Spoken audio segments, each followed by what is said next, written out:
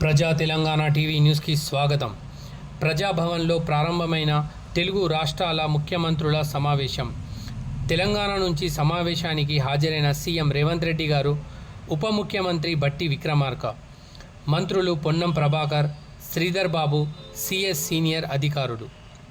AP నుంచి హాజరైన CM Chandrababu Naidu గారు, మంత్రులు కందుల దుర్గేష్, సత్యప్రదాస్, బీసీ జనార్దన్ రెడ్డి, సిఎస్ అధికారులు తదితరులు పాల్గొనడం జరిగింది.